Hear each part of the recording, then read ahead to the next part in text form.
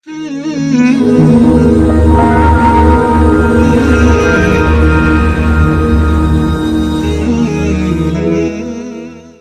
علیکم ورحمۃ اللہ وبرکاتہ۔ الحمد للہ الذی بیدہ الملک وہو علی کل شیء قدیر، هو الاول والآخر والظاہر والباطن وہو بکل شیء علیم، واشہد ان لا الہ الا اللہ وحدہ لا شریک لہ، واشہد ان سیدنا ومولانا محمدا عبدہ ورسولہ، ارسلہ بالحق بشیرا ونذیرا وداعیا الی اللہ بإذنہ وسراجا منیرا، صلی اللہ تعالی علیہ وعلی آلہ وعلی اصحابہ وبارک وسلم تسلیما کثیرا کثیرا، اما بعد فاعوذ باللہ من الشیطان الرجیم، بسم اللہ الرحمن الرحیم۔ ان ابراہیم کان امۃ قانتا حنیفا للہ ولم یک من المشرکین شاکرا لانعمہ اجتباہ وہداہ الی صراط مستقیم ثم اوحینا الیک ان اتبع ملۃ ابراہیم۔ وقال تعالی فلما اسلما وتلہ للجبین ونادیناہ ان یا ابراہیم قد صدقت الرؤیا انا کذالک نجزی المحسنین۔ میرے محترم بھائیوں بہنوں، میرے عزیزوں، بچے بچیوں، پوری دنیا کے انسانوں، اللہ کرے میرا پیغام پوری دنیا میں پہنچے، مسلم بھی سنیں، نان مسلم بھی سنیں، کہ اچھی بات تو لینی چاہیے جہاں سے بھی ہو۔ عید قربان جس کو ہم کہتے ہیں وہ قریب ہے، 5 دن 6 دن باقی ہیں۔ یہ ابراہیم علیہ السلام کی سنت ہے، اور میرے نبی نے اس کو زندہ کیا۔ بیچ کے زمانوں میں یہ نہیں تھی، اس کو میرے نبی پاک صلی اللہ علیہ وسلم نے زندہ فرمایا، اور آپ اپنے عید کے موقع پر 2 جانور ذبح فرماتے تھے، 2 دمبے، ایک امت کے لیے اور ایک اپنے لیے۔ سبحان، ایک امت کے لیے ایک اپنے لیے۔ ابراہیم علیہ السلام سے یہ سلسلہ کیسے شروع ہوا؟ ابراہیم علیہ السلام کون ہیں، ان کی ہستی کیا ہے؟ ابراہیم علیہ السلام وہ نبی ہیں جن پر ساری امتوں کا اتفاق ہے۔ یہود بھی ابراہیم علیہ السلام کو کہتے ہیں ہمارے ہیں، عیسائی بھی ابراہیم علیہ السلام کو کہتے ہیں ہمارے ہیں، مسلمان بھی ابراہیم علیہ السلام کو کہتے ہیں ہمارے ہیں۔ آگے پھر یہود موسیٰ علیہ السلام پر رک جاتے ہیں اور عیسیٰ علیہ السلام کا انکار کرتے ہیں، عیسائی عیسیٰ علیہ السلام پر رک جاتے ہیں اور محمد مصطفیٰ صلی اللہ علیہ وسلم کا انکار کرتے ہیں۔ ان ابراہیم لأواہ حلیم، ان ابراہیم لأواہ حلیم، ابراہیم بہت مہربان، رونے دھونے والے تھے، اور ابراہیم کا مطلب بھی ہے مہربان باپ، مہربان باپ۔ ابراہیم علیہ السلام کی کہانی تو بہت لمبی ہے، اسے سنانے کے نہ مجھے سکت ہے، اور نہ ہی آگے جو ہم کاسٹ کرتے ہیں اس میں اتنی ہمت ہوتی ہے، تو ہم شروع ہی کرتے ہیں کہ ابراہیم علیہ السلام سے اللہ نے اپنے بچے کی قربانی کیسے لی، پیچھے سارے واقعات کو چھوڑ کر۔ ابراہیم علیہ السلام کو جب آگ میں ڈالا گیا اور اللہ تعالیٰ نے ان کو آگ سے زندہ سلامت باہر نکالا، تو پھر انہوں نے ہجرت فرمائی اور مصر گئے۔ مصر کا جو بادشاہ تھا وہ ہر آنے والی عورت کو زبردستی ایک رات اپنے کمرے میں رکھتا تھا، تو اس نے حضرت سارہ علیہ السلام کو بھی قبضہ کر کے اپنے کمرے میں رکھا۔ جو ہی ہاتھ بڑھاتا اس کا ہاتھ سوکھ جاتا، پیچھے کرتا تو ٹھیک ہو جاتا، پھر ایسے ہاتھ بڑھاتا سوکھ جاتا، پھر پیچھے کرتا ٹھیک ہو جاتا، پھر ایسے ہاتھ بڑھایا سوکھ گیا، پھر پیچھے کیا ٹھیک ہو گیا۔ تو اس نے کہا یہ تو کوئی اور ہی بات ہے، تو اس نے اپنی بیٹی حضرت ہاجرہ وہ ان ابراہیم علیہ السلام کے نکاح میں دے دی۔ ابراہیم علیہ السلام اس وقت 70 سے اوپر جا چکے تھے اور حضرت ہاجرہ 22 سال کی تھی۔ یہ 3 افراد کا قافلہ ہجرت کر کے فلسطین پہنچا، اور ابراہیم علیہ السلام کی عمر گزر گئی۔ رب ہب لی من الصالحین، یا اللہ کوئی نیک بچہ دے، یا اللہ کوئی نیک بچہ دے۔ اولاد کا نیک ہونا ضروری ہے، ڈاکٹر بنے، انجینئر بنے، عالم بنے، مفتی بنے، ان میں سے کوئی چیز ضروری نہیں، اولاد کا نیک ہونا ضروری ہے، اور اس کے لیے والدین کو ٹائم دینا پڑے گا، والدین کو محبت دینی پڑے گی، والدین کو گود دینی پڑے گی، والدین کو شفقت دینی پڑے گی، ورنہ اولاد اور ماں باپ 2 کنارے بن جائیں گے۔ کچھ تقریباً 84 سال کی عمر میں اللہ تعالیٰ نے حضرت ہاجرہ سے بیٹا دیا، سارہ کی بجائے ہاجرہ سے بیٹا دیا۔ حضرت اللہ کی حکمت تھی، اللہ بھی یہی چاہ رہے تھے، تو حضرت سارہ کو بڑی تکلیف ہونے لگی، کہنے کہ اس بچے کو مجھ سے دور کرو، اس بچے کو مجھ سے دور کرو، میں دیکھ نہیں سکتی۔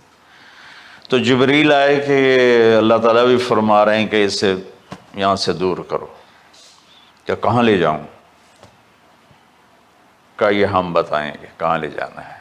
تو جبریل انسانی شکل میں اونٹ پہ سوار ہو کر تشریف لائے، اور پیچھے حضرت ابراہیم علیہ السلام اپنی اونٹنی پر، بچہ بیگم، اور آگے جبریل رہبر کے طور پر۔ فلسطین سرسبز ہے، کہیں خشک ہے، لیکن پانی ہے، اچھی آبادی ہے۔ چلتے چلتے چلتے چلتے 1 مہینہ کا سفر کرنے کے بعد جب وہ علاقہ شروع ہوا جہاں کالے پہاڑ، کالے پتھر، کوئی پتا نہیں سبزے کا اور کوئی نشان نہیں پانی کا، وہاں سے چلتے چلتے چلتے 4 پہاڑوں کے اندر ایک وادی سی آئی۔ جب وہاں پہنچے تو جبریل کہنے لگے اللہ کے نبی یہاں ہاجرہ اور اسماعیل کو چھوڑ دیں۔ جب وہ آگ میں جا رہے تھے نا ابراہیم علیہ السلام، تو ایک لفظ نہیں بولے، بس نے کہا حسبی اللہ و نعم الوکیل۔ لیکن جب جبریل نے کہا یہاں چھوڑ دیں تو ایک دم بولے یہاں کیسے چھوڑ دوں، یہاں تو کچھ بھی نہیں ہے، یہ کیسے رہیں گے؟ کہ یہ آپ کے رب کی منشا ہے، یہاں اللہ کا گھر بنے گا، یہاں اس بچے کی نسل سے ایک آخری نبی پیدا ہوگا جو پورے عالم کو روشن کرے گا، آپ چھوڑ دیں۔ تو وہ وہاں 3 دن رہے، ان کے لیے ایک چھپر سا بنایا لکڑیاں کاٹ کے، یا 2 دن رہے یا 1 دن، یہ تو کوئی تحقیق کوئی نہیں ہے، لیکن ایک چھپر سا ان کو بنا کے دیا ایسے، یعنی اس ایک اوپر وہ لکڑیوں کی چھاؤں کر دی اور نیچے ایسے بانس سے گاڑ دیے اور چل پڑے۔ تو حضرت ہاجرہ فرمانے لگے آپ کہاں جا رہے ہیں؟ اتنا بڑا امتحان تھا کہ جواب نہیں دینا، بس چپ کر کے چلو۔ انہوں نے پھر پوچھا آپ مجھے چھوڑ کے کیوں جا رہے ہیں؟ آگے سے خاموشی۔ چلتے چلتے 3 میل تک وہ اس طرح چلی۔ جب وہ کدئی پہنچیں تو اس وقت ان کو خیال آیا یہ اللہ کے نبی ہیں، کہیں ان کو اللہ نے نہ کہا۔ تو ان کا اللہ امرک، کیا آپ کو اللہ نے کہا کہ مجھے چھوڑ دیں؟ کہنے لگے ہاں، یوں کیا۔ ایک دم ایک نئی ہاجرہ نے جنم لیا، کہ اذن، یوں گردن، اذن لن یضیعنا اللہ، جاؤ پھر میرا اللہ مجھے ضائع نہیں کرے گا۔ ابراہیم علیہ السلام بوجھل دل کے ساتھ پیدل چل رہے تھے، دونوں میاں بیوی اونٹنی پہ سوار ہوئے، اور وہ اپنے بچے کو گود میں لے کر ایسے کھڑی ان کو دیکھ رہے تھے۔ یہ کوئی مہینے کے لیے نہیں جا رہے تھے، پتہ نہیں ہے کب واپس آئیں۔ اج دے وچھڑے قد ملن گے، جانے رب رحمان۔ دیکھتی رہیں۔ پھر انہیں ایسے پہاڑی کے اوپر چڑھے کہ اونٹ نیچے اتری، تو پھر انہوں نے منہ موڑا اور واپس اس وادی کی طرف چلیں۔ کیا وقت تھا، صبح تھی، شام تھی۔ جو ابراہیم علیہ السلام غائب ہوئے تو ایک دم آپ نے اونٹنی کا منہ موڑا ادھر ہی اور کہا ربنا انی اسکنت من ذریت بواد غیر ذی زرع ربنا لیقیموا الصلاۃ۔ کیا درد ہے! آپ اندازہ لگاؤ، ایک آدمی کو 84 سال کی عمر میں بیٹا ملے اور پھر اسے ایسے جنگل بیابان میں چھوڑ دیا جائے، تو ان کے دل پہ کیا بیت رہی ہوگی۔ یہ اس دعا میں وہ درد ہے جو میرے بھی آنسو نکل رہے ہیں۔ ہم کو 3 دفعہ قصہ سنا چکا۔ اے اللہ، تیرے ہی کہنے پر، تو جو میرا رب ہے، یا اللہ نہیں کہا، اللہم نہیں کہا، ربنا، یا اللہ تو مہربان ہے، اس میں بھی کوئی تیری مہربانی ہوگی، تیری محبت ہوگی، تیری شفقت ہوگی۔ انی اسکنت من ذریت، میں نے چھوڑ دیا اپنی اولاد کو، یا اللہ میں نے وہاں چھوڑا جہاں نہ پتہ ہے، نہ دانہ ہے، نہ پانی ہے، تو جان اور یہ جانے۔ اس درد بھری دعا نے عرش کو بھی ہلا دیا تھا، اور آپ نے منہ موڑا۔ اس باپ کو سوچو جو ہر قدم پہ اپنے معصوم بچے سے دور ہو رہا ہے، اور اس ماں کو سوچو جو ہر قدم پہ اپنے خامن سے دور ہو رہی ہے۔ ابراہیم کی منزل تو آگے گھر ہے، 2 بیویاں اور ہیں، ادھر تو پتھروں کے ساتھ دوستی ہے۔ جب ہاجر، میں ایک دفعہ میں ایسے ہی سوچ میں بیٹھا، میں اتنا رویا۔ میں نے کہا جب وہ ہماری ماں ہاجرہ وہاں اکیلی بیٹھی ہوگی، وہ چاروں طرف اونچے اونچے پہاڑ تھے، اور اندر بیٹھنے والے کو باہر کا پتہ نہیں، باہر والے کو اندر کا پتہ نہیں۔ تو شام ڈھلی ہوگی تو اندھیری رات نے کیا ظلم ڈھایا ہوگا، کالے پہاڑوں کا اندھیرا، اندھیری رات کا اندھیرا۔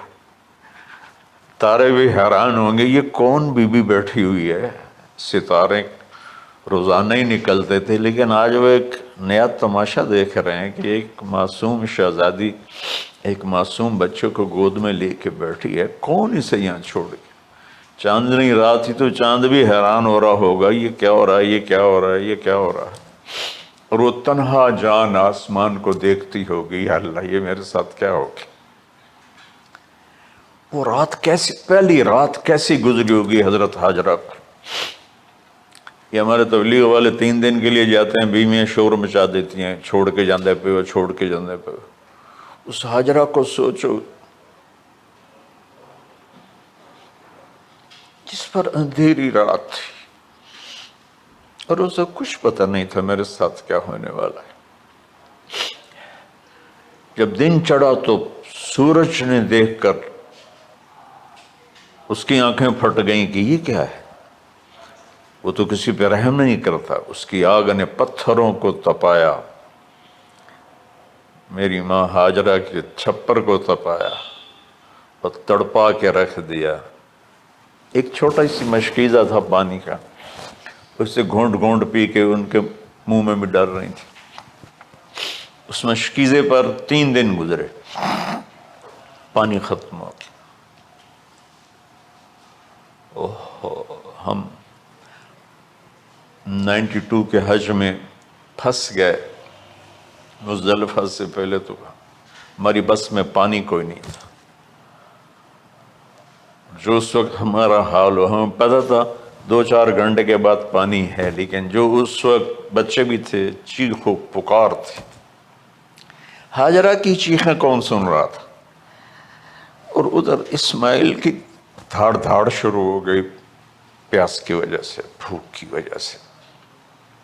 بے بس ماں دیکھ رہی ہے، میں کیا کروں؟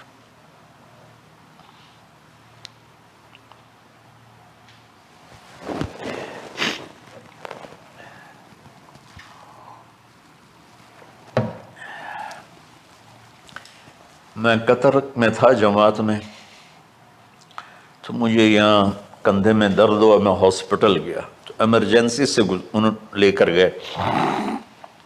ایک بچہ تڑپ رہا تھا اس میں،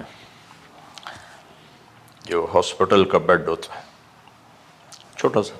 اس کی ماں ٹیک لگا کر نا اس کو یوں دیکھ رہی تھی. مجھے نہیں پتا وہ کون ہے، مجھے نہیں پتا اس بچے کو کیا ہے، لیکن آپ یقین مانیں یہ جو میرے آنسو ہیں اس عورت کی وجہ سے، کہ جس خاموش ساز خاموش فریاد سے معمور ہیں ہم.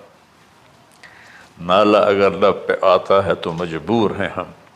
جس طرح وہ ماں ساز خاموش تھی اور اس کے چہرے پر درد پکار رہا تھا، میں صرف ایسے گزرتے گزرتے اس کو دیکھا اور میں آج رو رہا ہوں 15 سال کا قصہ یاد کر کے. تو ہاجرہ کے چہرے کو کون پڑھنے والا تھا؟ کون سی ایمرجنسی وارڈ میں بیٹھی تھی؟ کون اس کے لیے کہہ رہا تھا میں پانی لاتا ہوں، کھانا لاتا ہوں؟ موت تھی دونوں ماں بیٹی کی. تو یہ بے قراری میں صفا مروہ کی دوڑ لگائی. انہیں پتا تھا کچھ نہیں ہے.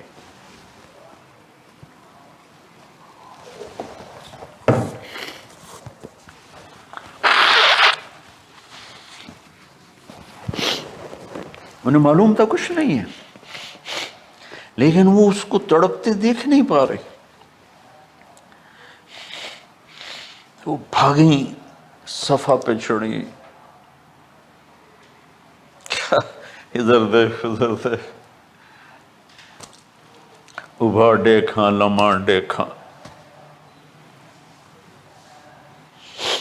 ڈٹھی دل کو دیواں ٹیکاں، سجن مل سم کے مر پوساں. یہ ہماری سرائکی کا شاعری ہے.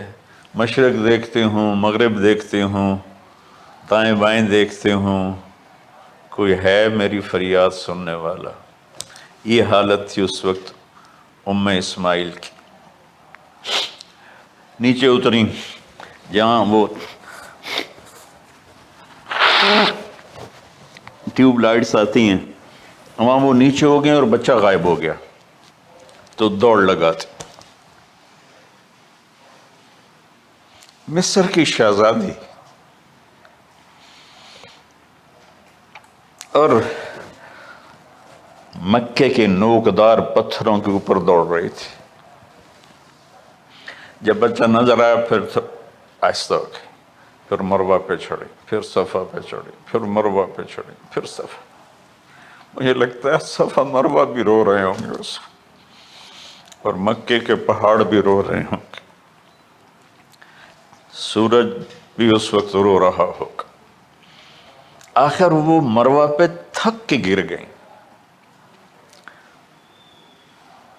یہ نہیں کہ انہیں 7 چکر لگانے تھے، 7ویں چکر کے بعد ان کی ہمت جواب دے گئی.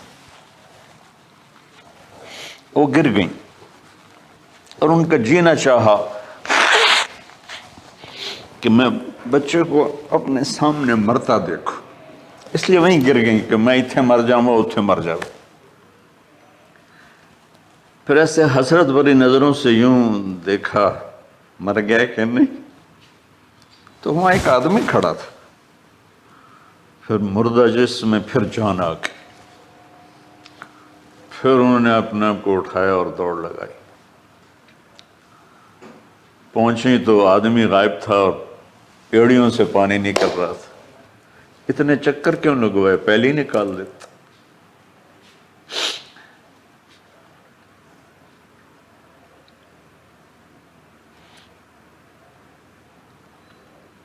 عاشق ہوں میں عشق کماں میں، دل رکھیں وانگ پہاڑاں ہو،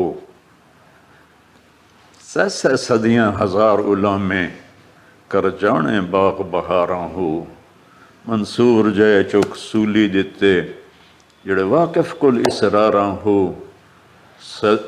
سجدیں سر چائیں نہ باہو توڑے کافر کہیں ہزاراں ہو، عاشق سوئی حقیقی جڑا قتل معشوق دے مننے، سر نو جوڑے تے مکھ نہ موڑے بھمیں 100 تلواراں کھنے، سچا عشق حسین علی دا باہو سر دتے تے راز نہ بن۔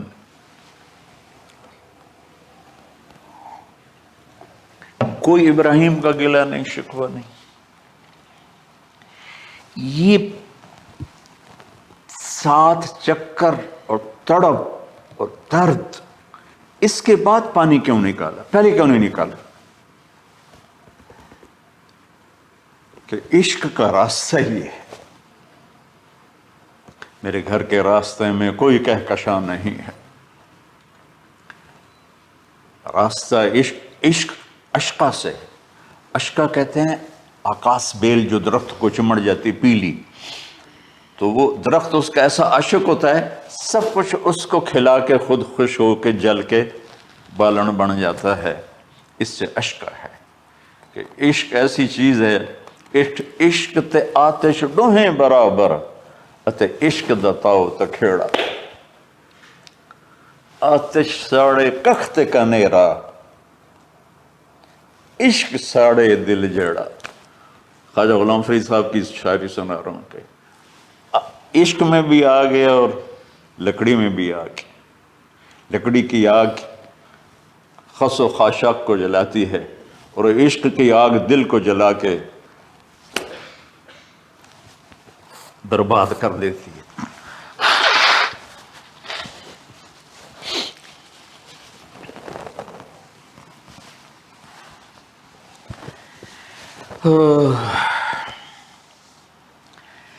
یہ دنیا میرے بھائی بہنوں امتحان کی جگہ ہے، ہم اسے جنت بنانا چاہتے ہیں، ہم یہاں اپنی مرضیاں پوری کرنا چاہتے ہیں۔ اللہ کی قسم، اللہ کی قسم، اللہ کی قسم، جس نے اپنی مرضی پہ چلنا شروع کیا وہ تباہ ہو گیا، جو اللہ رسول کی غلامی کے دائرے میں آیا وہ کامیاب ہو گیا۔ دیکھا تو پانی ابل رہا ہے، ابل رہا ہے، ابل رہا ہے، فوارے مار رہا ہے۔ تو اس وقت عبرانی لینگویج تھی تو ان کا زمزم زمزم، ٹھہر جا ٹھہر جا ٹھہر جا۔ وہ نیچے زور، اللہ کو بھی یہی منظور تھا، وہ نیچے زور۔ میرے نبی نے فرمایا اگر میری ماں زمزم نہ کہتی تو پورے عرب کو یہ پانی سیراب کر دیتا۔ اور آپ حیران ہوں گے، آج کل تو بہت زیادہ ایڈوانس ہے سائنس، تو سعودی گورنمنٹ نے کہ یہ اس کا سورس کیا ہے، یہ پانی کہاں سے آ رہا ہے، طائف تک ساری زمین کو کھنگالا، کوئی اس کا پیچھے سے لنک نہیں ہے۔ کہیں چشمہ ہوتا ہے نا تو پیچھے لنک ہوتا ہے، کہیں سے پانی نکل ہوتا ہے پیچھے سے لنک ہوتا ہے۔ زمزم کا کوئی لنک نہیں۔ جو ہی موٹر چلاتے ہیں تو 8-9 جھرنے ہیں سوراخ، وہاں سے پانی ابل ابل کے آنا شروع ہو جاتا، اور جو ہی موٹر بند کرتے تو وہ جھرنوں کا پانی بند ہو جاتا۔ اس میں نہ مچھر ہے، نہ اس میں کوئی کیڑا ہے، نہ کوئی مکوڑا ہے، پاک صاف پانی، زمزم زمزم۔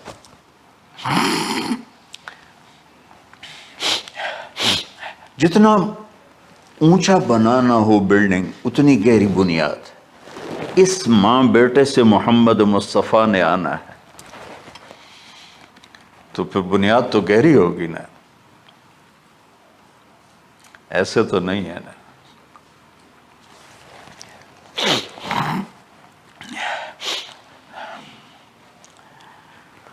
تو چونکہ محمد مصطفیٰ صلی اللہ علیہ وسلم کو اس بچے اور اس ماں سے اللہ نے وجود دینا، پیچھے ابراہیم والد ہیں دینا، ابراہیم علیہ السلام کی نسل میں 4000 انبیاء آئے، بنو اسرائیل میں 4000 اور حضرت اسماعیل علیہ السلام کا ایک ہی جو 1.25 لاکھ پہ بھاری نہیں ہے بلکہ کل کائنات پہ بھاری ہے اللہ کے بعد۔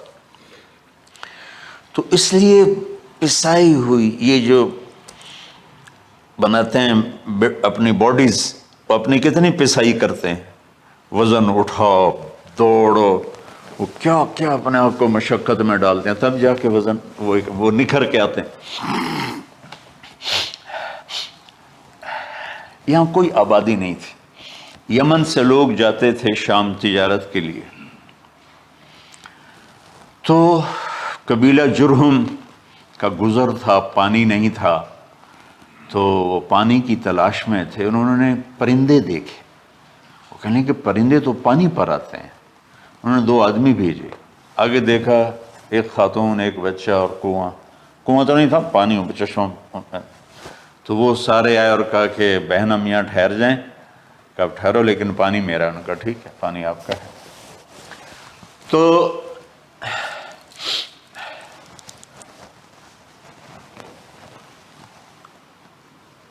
ایک سال کے بعد اجازت ملی، جاؤ مل کے آؤ، مل کے آؤ۔ جس گھاٹی سے ابراہیم کو جدا کیا تھا اس پر کتنی دفعہ حضرت ہاجرہ کی نظر پڑتی ہوگی،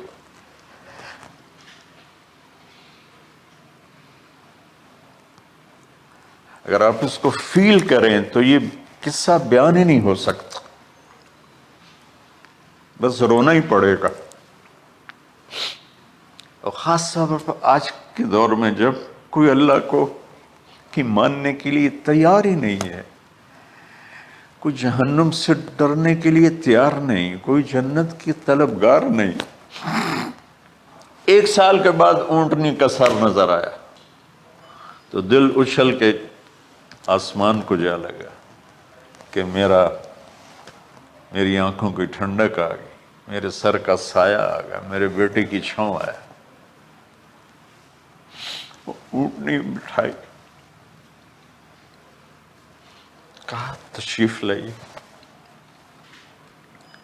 کہنے کہ اترنے کا حکم نہیں ہے، صرف ملاقات۔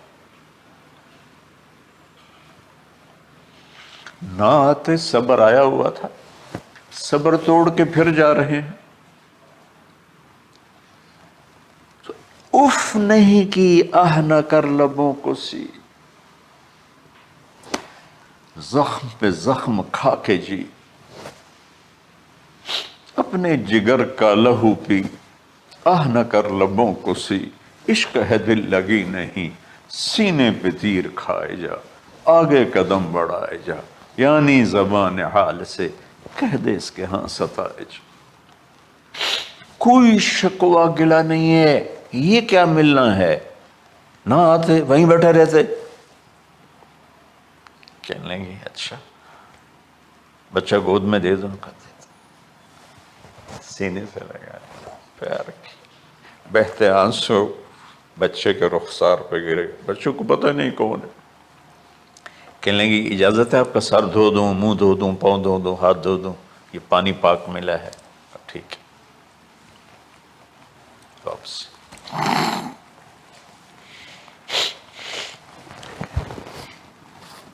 فلما بلغ معه السعی، جب وہ بچہ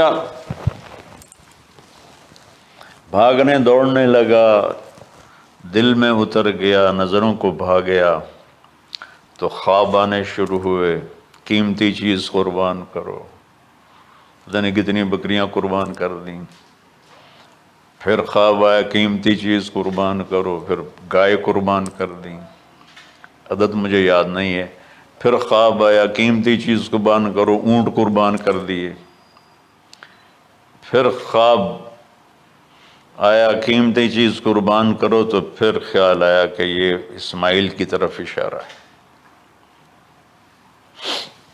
1500 کلومیٹر ہے، 1 مہینے کا اونٹ کا سفر ہے، چھری لے کر ایک باپ بچے کو ذبح کرنے جا رہا ہے، اس مہینے کے ہر منٹ نہیں، ہر سیکنڈ میں اس کے دل پہ کیا گزر رہی ہوگی، کس لیے جا رہا، ساری دنیا پھرتے ہیں، جب گھر واپس آنے کا ہوتا ہے تو خوش ہو رہے ہوتے ہیں کہ پاکستان جا رہے ہیں، پاکستان جا رہے ہیں۔ کتنی دفعہ اللہ نے دنیا پھرائی یہ، اور اس باپ کی عمر اب 92 سال ہو چکی، 92 سال مولانا صاحب، اس کی اونٹنی کے قدم کے ساتھ نہیں، ہر سیکنڈ کے ہر کروڑویں حصے میں ابراہیم کا دل پھٹتا ہوگا کہ اس معصوم بچے کو ذبح کیسے کروں۔ اللہ کی مان کے دکھا دی۔ اللہ نے تو ہمیں دین ہی آسان دیا ہے، ہم سے تو نہیں بچوں کی قربانی مانگی۔ ابو بکر صدیق رضی اللہ تعالیٰ عنہ نے فرمایا تھا، یا رسول اللہ، ایک آیت ہے جس میں کا مفہوم یہی ہے، اگر اللہ ہمیں کہتا نا بچے قربان کرو، ہم بھی چھریاں چلا دیتے۔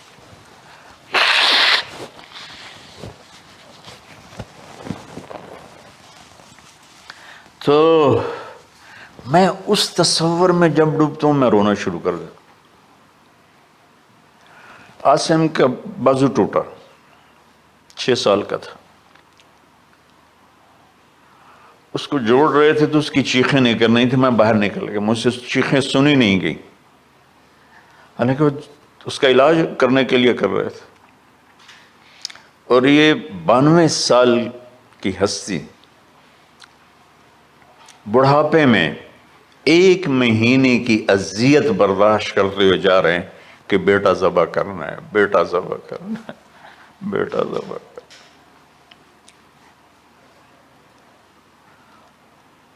تو وہاں پہنچے تو اب اسماعیل نے جانا ہے کہ یہ ہیں میرے ابا، وہ کیسے لپٹے ہوں گے، کیسے چوما ہوگا، کیسے پیار کیا ہوگا، یہ بیوی کا آپس میں۔ مجھے نہیں پتا کہ کتنے عرصے بعد انہوں نے ایک قدم اٹھایا، لیکن کہا کہ بچوں کو تیار کرو، میں اس کو سیر کرانے لے جا رہا ہوں۔ بڑی خوش ہوئی، ماں بھی بچہ بھی اچھل رہا ہے، اور لے کے پہنچے جمرہ کبریٰ پر، وہ جو شیطان کو 3 جگہ مارتے ہیں، تو آخری جگہ وہاں اس وقت ایک تنگ سی جگہ تھی پہاڑوں میں گھری ہوئی، وہاں پہنچے تو کہتے ہیں یا بنی انی، کوئی شک شبہ والی بات نہیں ہے، ارا فی المنام انی اذبحک، میں نے تمہیں ذبح کرنا ہی ہے، انی میں نے تمہیں ذبح کرنا ہے، فانظر ماذا تری، تیری رائے کیا ہے؟ قربان جاؤں اس ماں پہ جس نے 7-8 سال کے بچوں کو کیا تربیت دی۔ یا ابت افعل ما تؤمر، یعنی یا ابت افعل، بیچ میں کوئی حرف نہیں، کوئی عطف نہیں، یا ابت افعل بما تؤمر ستجدنی انشاء اللہ من الصابرین۔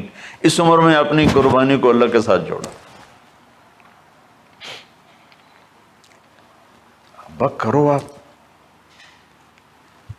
یہ جب ماں اپنے بچے کو فوکس کر، آج کی مائیں، میں گلہ کرتا ہوں آپ کے والدین سے، میں گلہ کرتا ہوں، انہوں نے اپنی اولاد کو فوکس نہیں کیا، یہ اپنے دھندوں میں اتنا پھنسے ہوئے ہیں، اپنے کاموں میں، اس بدبخت یہ کیا فون ہے، کیا کہتے ہیں اس کو، اسمارٹ فون، سیمسنگ موبائل، اس میں اتنا گم ہو گئے ہیں کہ بچے اگنور ہو گئے ہیں۔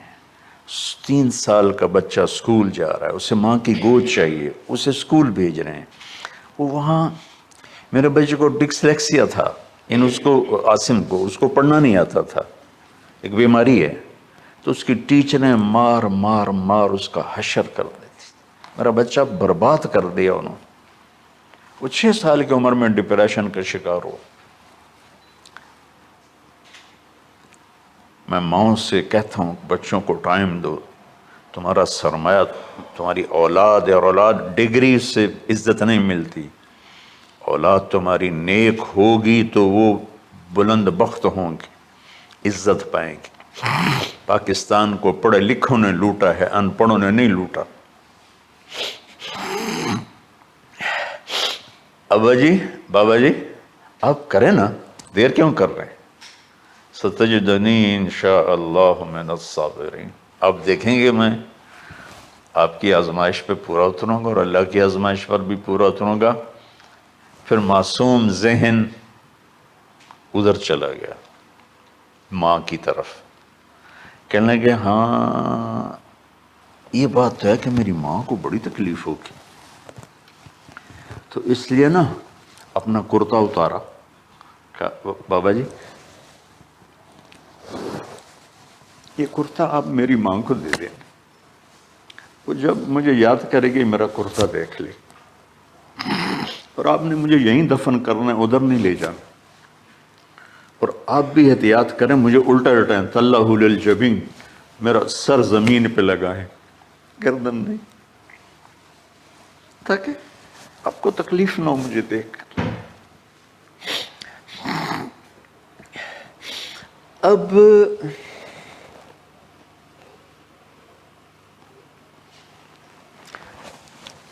میں تو مرغی ذبح ہو رہی ہوں نا تو اس کو تڑپتے نہیں دیکھ سکتا۔ قربانی کے لیے مفتی صاحبان کہتے ہیں کہ اوپر کھڑا ہونا چاہیے، خود کرے یا اوپر کھڑا ہو، میں نہیں کھڑا ہو سکتا، جانور جب تڑپتا ہے تو مجھے کچھ ہونے لگتا، تو میں بچوں کو بھیجتا ہوں جاؤ قربانی پہ کھڑے ہو۔ جیسے ابراہیم علیہ السلام کا تصور کر کے میری چیخیں نکل کہ انہوں نے جب ان کی کمر پہ گوڈا رکھا ہوگا یوں کر کے، ہاتھ باندھے، پاؤں باندھے، اور سر کے بال یوں اٹھا کے یہاں لائے ہوں گے سر کو، اور چھری یہاں رکھی ہوگی، تو کیا کیفیت؟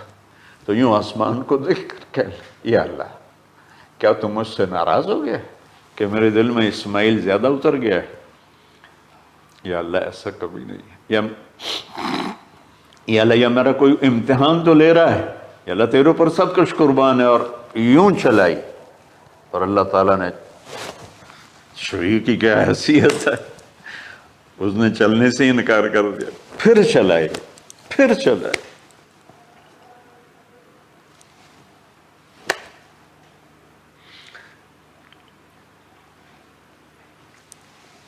بعضی کتابوں میں ہے تو صحیح، لیکن روایت کی کتنی حیثیت ہے وہ تو مجھے نہیں پتا، لیکن چونکہ یہ ایک تاریخی چیز ہے کہی جا سکتی ہے۔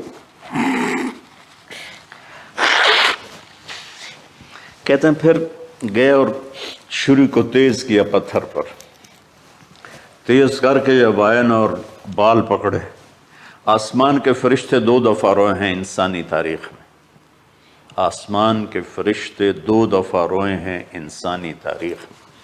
ایک جب ابراہیم علیہ السلام نے ان کی کمر پہ اپنا گھٹنا رکھا کہ سر کے بال پکڑ اور چھری پکڑ کے یہ کہا یا اللہ تم مجھ سے ناراض ہوگی، تو آسمان کے فرشتوں کی چیخیں نکل گئی۔ اور ایک جب اللہ کے نبی کو طائف میں پتھر پڑے کہ اللہ من یشکو الیک ضعف قوتی، تو آسمان کے فرشتوں کی چیخیں نکل گئی۔ جب ہمارے نبی کو طائف والوں نے مارا اس پر، یہ 2 دفعہ آسمان کے سب فرشتے روئے۔ تو پھر اللہ نے کہا بس، نادیناہ ان یا ابراہیم قد صدقت الرؤیا انا کذلک نجزی المحسنین، ابراہیم تو پاس ہو گیا ہے، چھری چل گئی، اور آنکھوں پر تو پٹی تھی، چھری چل گئی، پٹی کھولی تو سامنے کبش تھا، دمبا اور اسماعیل اور جبریل کھڑے ہوئے تھے۔ اس جانور کی قربانی ایک علامت ہے، اس قربانی سے ایک پیغام ہے کہ اپنے غلط جذبات کو اللہ پر قربان کرو۔ ہم سے اللہ نہیں کہہ رہا بچے قربان کرو، ہم سے کہہ رہا غلط جذبات قربان کرو۔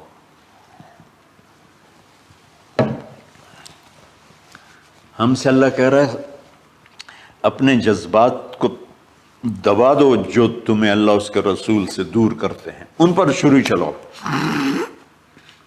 جو اللہ اس کا محبوب کہتا ہے ان کو کرنے کے لیے بھی اپنے جذبات پہ چھری چلاؤ۔ سچ بولنے کے لیے چھری چلانی ہے تو چلاؤ اپنے جذبوں پر، اب اس کو پھیلا دو۔ ساری شریعت میں اللہ نے جو احل حلالا، جو اس نے کہا ہے یہ کرنا ہے اس کے لیے اپنے جذبات قربان کر دو. وحرم حراما، اور جو کہتا ہے نہیں کرنا اس کو چھوڑنے کے لیے اپنے جذبات قربان کر دو. تو یہ ہے قربانی کی اصل حقیقت. جانور دمبے ذبح کرنا تو اس کی ایک علامت ہے، اس کی ایک علامت ہے کہ ہم میرے نبی نے حج پر 63 اونٹ ذبح کی، اپنے ہاتھ سے ذبح کی، باقی 37 حضرت علی رضی اللہ تعالیٰ علیہ السلام نے ذبح کیے. تو بھائیو، قربانی کی اصل یہ ہے کہ ہم اللہ اس کے رسول پر اپنے جذبوں کو قربان کر دیں، اپنے جذبوں کو قربان کر دیں. مولانا ابوالکلام آزاد رحمۃ اللہ علیہ کا میں مضمون پڑھ رہا تھا اسی قربانی پر، تو انہوں نے فرمایا، انہوں نے لکھا، وہ خطابت اور قلم کے تو بادشاہ تھے، واقعی وہ ابوالکلام تھے. انہوں نے لکھا کہ اللہ نے چھری کے لیے چلنا طے کیا ہوا تھا، اللہ نے چھری کے لیے چلنا طے کیا ہوا تھا. جب اسماعیل کو لٹایا گیا تو اسماعیل کو کھینچ لیا، چھری کو روک دیا. جب میرے نبی کے والد کو حضرت عبد المطلب جب زمزم کا کنواں کھود رہے تھے تو باپ بیٹا تھے، حارث اور عبد المطلب، تو تھک کر کے ایک دن کہنے لگے یا اللہ اگر تو مجھے 10 بیٹے دے گا نا تو میں ایک تیرے نام پہ قربان کروں گا. اللہ نے 15 دے دیے. جو وہ سارے جوان ہو گئے تو ان کو اکٹھا کیا، بچوں میں نے تو منت مانی تھی. تو انہوں نے کہا ابا جان آپ جس پہ ہاتھ رکھیں گے ہم تیار ہیں. کیا اطاعت ہے. تو کہنے لگے نہیں میں قرعہ ڈالوں گا، جو اس زمانے کا طریقہ تھا وہ تیروں کے ساتھ. تو حضرت عبداللہ کا قرعہ نکل آیا. حضرت عبداللہ سب سے زیادہ محبوب، تو انہوں نے ہاتھ پکڑا، چھرا اٹھایا. عمر بن عاص رضی اللہ عنہ کے والد عاص بن وائل ایک بہت بڑا کام کر گیا، وہ سامنے آ کے کھڑا ہو گیا. کہنے لگا یہ کام نہیں ہوگا. انہوں نے کہا یہ سردار کا بول ہے. کہا آگے بھی سردار کھڑا ہوا ہے، میں یہ ظلم نہیں ہونے دوں گا. سارے مکے والے اس کے ساتھ ہو گئے، عبد المطلب اکیلے رہ گئے. انہوں نے کہا وہ جو ہے نا قطبہ کاہنہ نجران میں، وہ جو فیصلہ کرے گی یا عصفان میں وہ مانوں گا. کہا چلو. تو عصفان یا نجران گئے قریش مکہ کے سردار. تو اس کاہنہ عورت، جیسے آج اس زمانے کی جج ہوتی تھی، مرد بھی عورت میں، اس نے کہا کہ تم لوگ قتل کا معاوضہ کیا لیتے ہو؟ کہ 10 اونٹ. کہ اچھا ایسا کرو، ایک تیر پہ لکھو عبداللہ اور ایک پہ لکھو 10 اونٹ اور قرعہ ڈالو. اگر اونٹوں کا قرعہ نکل آئے تو جتنے اونٹ لکھے ہیں وہ ذبح کر کے عبداللہ کو چھوڑ دو، اور اگر عبداللہ کا نام نکلے تو ہر دفعہ 10 اونٹ بڑھا دو. تو وہ سارے بڑے خوش ہو گئے. تو عبد المطلب نے احتیاطاً 100 اونٹ پہلے کھڑے کر لیے صفا کے ساتھ، اور حرم شریف میں اکٹھے ہو گئے. اور وہ جو تیروں سے کرتے تھے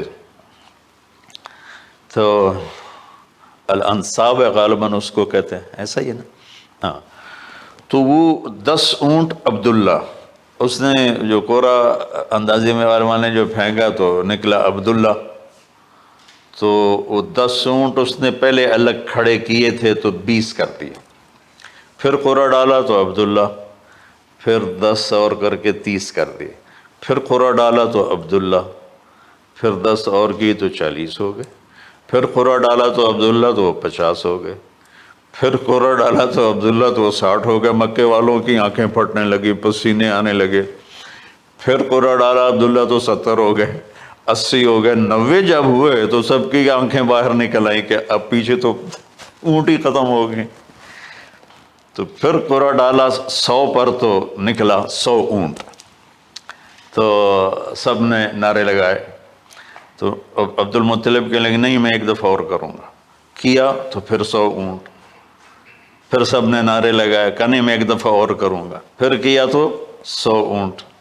تو پھر عبد المطلب نے حضرت عبداللہ کو آزاد کیا، 100 اونٹ خود ذبح کیے. تو ابوالکلام آزاد رحمۃ اللہ علیہ فرماتے ہیں دوسری دفعہ وہ چھری چلنے لگی حضرت عبداللہ پر۔ ایک واقعہ بھی اس کے ساتھ عجیب ہے۔ آپ بازاروں میں جا رہے تھے حضرت عبداللہ، تو سامنے سے ایک نا پہلی کتابوں کی عالم عورت آ گئی۔ اس نے اسے دیکھا تو کہا عبداللہ تیری جان بچانے پہ 100 اونٹ ڈگے تھے نا؟ کہاں؟ کہ ایک رات میرے ساتھ گزار لے 100 اونٹ میں دوں گی۔ تو اس نے نور نبوت دیکھا یہاں، تو آپ نے کہا نہیں میں عزت دار ہوں، میں یہ کام تو نہیں کر سکتا۔ تو پھر فرمایا کہ اللہ نے اسماعیل کو نکالا، عبداللہ کو نکالا، لیکن چھری نے چلنا تھا۔ جب حسین کی باری آئی تو اللہ نے چھری کو کہا چلو، اور وہ کاٹتے چلی گئی۔ کیا جرم ہولی کی میرے نبی کی ساری نسل ذبح کی۔ کتنا کہا اذکرکم فی اہل بیت، اذکرکم فی اہل بیت، اذکرکم فی اہل بیت۔ صرف 60 سال بعد امت نے 89 سمیت 72 انسان ذبح کر دی، کہ جنازے بھی نہ پڑھنے تھے۔ اقبال نے کہا تھا نا قتل حسین اصل میں مرگ یزید ہے، اسلام زندہ ہوتا ہے ہر کربلا کے بعد۔ اللہ سے محبت کرو، اللہ کے نبی سے محبت کرو، اللہ کے نبی کے گھرانے سے محبت کرو، اللہ کے نبی کے صحابہ سے محبت کرو، اللہ کے نیک بندوں سے محبت کرو۔ عید قربان کا فلسفہ ہے اللہ اس کے رسول کی اطاعت پہ قربان ہو جانا۔ عید قربان کا فلسفہ ہے اللہ اس کے رسول کی اطاعت میں اپنے جذبات پہ چھری چلا دینا۔ عید قربان کا فلسفہ ہے اللہ اس کے رسول کی اطاعت کے سامنے گردن کو جھکا دینا، اور اس کے لیے جس بھی کڑے امتحان سے گزرنا۔ ہم اللہ نہ کرے ہم امتحان نہیں مانگتے، یا اللہ نہیں مانگتے، یا اللہ نہیں مانگتے، عافیت مانگتے، عافیت مانگتے۔ تو میرے بھائی بہنوں، ہم اللہ کی بارگاہ میں جھکے، ہم اللہ کی بارگاہ میں جھکے، اس کے رسول کی بارگاہ میں جھکے، تاکہ ہمارا یہ جہان بنے وہ جہان بنے۔